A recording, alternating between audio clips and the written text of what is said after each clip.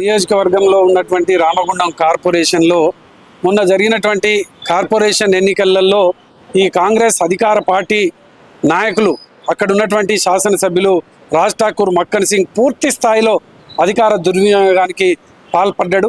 దీనికి ప్రత్యక్ష సాక్ష్యమే అక్కడ ఉన్నటువంటి ప్రజలు, జరిగినటువంటి సంఘటనలు, జరిగినటువంటి ఎన్నికలలో ఆది నుంచి వెళ్ళి అంతం వరకు, మొదటి నుంచి వెళ్ళి అక్కడ నామినేషన్లు వేసేటువంటి ప్రక్రియ నుంచి వెళ్ళి మొదలుకుంటే కౌంటింగ్ దాకా పూర్తి స్థాయిలో గూండాయిజం, రౌడీయిజం, పోలీసులను అందరినీ కూడా పూర్తి స్థాయిలో వాడుకొని అక్కడ ఉన్నటువంటి ఇష్టం ఉన్నటువంటి రీతిలో ఎన్నికలను నిర్వహణ చేసిండ్రు అక్కడ ఉన్నటువంటి అధికార పార్టీ.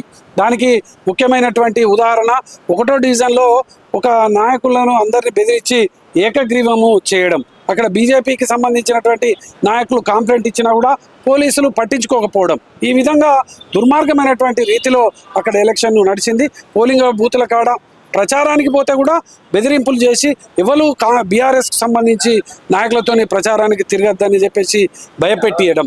ఎన్నికల సమయంలో బూతుల కాడు ఉంటే ఇళ్లలోకి పోయి కూడా బెదిరించడం. 12వ డివిజన్లో మాకున్నటువంటి నాయకుని ఇంటి దగ్గర, బొడ్డు రవీందర్ ఇంటి దగ్గర పోలీసులు పూర్తి స్థాయిలో ఇళ్లలోకి చొరబడి అక్కడ ఉన్నటువంటి మహిళని చూడకుండా అక్కడ ఉన్నటువంటి ఎక్స్ కార్పొరేటర్ వాళ్ళ తల్లిగారిని బెదిరించడం.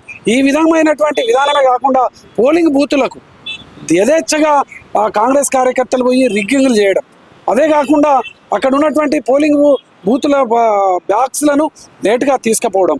రాత్రిపూట అక్కడ బ్యాలెట్ బాక్స్ ఏదైతే స్ట్రాంగ్ రూమ్ ఉంటుందో అక్కడ కరెంటు తీసేసి లోపలికి వెళ్ళి యథేచ్ఛగా అక్కడ బ్యాలెట్ బాక్సులను ఓపెన్ చేసి వేరే ముద్రలు కొట్టి దాంట్లో వేయడం.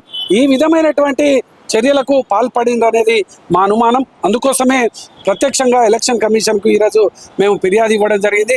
మా యొక్క అభ్యర్థులు ఆ రోజు కౌంటింగ్ జరుగుతుంటే కూడా వాళ్ళని అడిగి ఈ గుర్తులు సరిగ్గా వేయలేదు, ఇదంతా వాళ్ళు రిగ్గింగ్ చేసిండ్రు, మరి నెంబర్లు కూడా సరిగ్గా లేవు అని చెప్పేసి ప్రశ్నిస్తే కనీసం వాటికి సమాధానం కూడా చెప్పకుండా వాళ్ళనే గెంటి వేసినటువంటి పరిస్థితి అక్కడ మా దగ్గర రామగుండం కార్పొరేషన్లో జరిగింది. కాబట్టి నిన్న కలెక్టర్ గారికి ఫిర్యాదు ఇవ్వడం జరిగింది, ఈరోజు కమిషనర్ గారికి ఫిర్యాదు ఇవ్వడం జరిగింది. ఎలక్షన్ సంబంధించిన కోర్టులో కూడా కంప్లైంట్ వేయబోతున్నాం. దీనికి ప్రజాస్వామ్యం నిజంగా బతికే ఉంటే తప్పకుండా ఈ యొక్క ఎలక్షన్ పూర్తి స్థాయిలో విచారణ చేయాలి. ఈ విచారణ చేయడంతో పాటు అక్కడ జరిగినటువంటి అధికారులు చేసినటువంటి దుర్మార్గమైనటువంటి అవినీతికి అక్కడ పాల్పడ్డటువంటి బెదిరింపులకు పాల్పడ్డటువంటి నాయకుల మీద కూడా చర్యలు తీసుకోవాలని చెప్పేసి మేము ఈ సందర్భంగా డిమాండ్ చేస్తూ ఉన్నాం. అదేవిధంగా రేపు ఎలక్షన్ కంప్లైంట్ చేయబోతున్నాం. ప్రజాస్వామ్యం కూని కావద్దనేది ఇలా మేము ప్రత్యేకంగా ఈ సందర్భంగా మేము కోరుతూ ఎలక్షన్ నిర్వహించాలని డిమాండ్ చేస్తూ ఉన్నాం.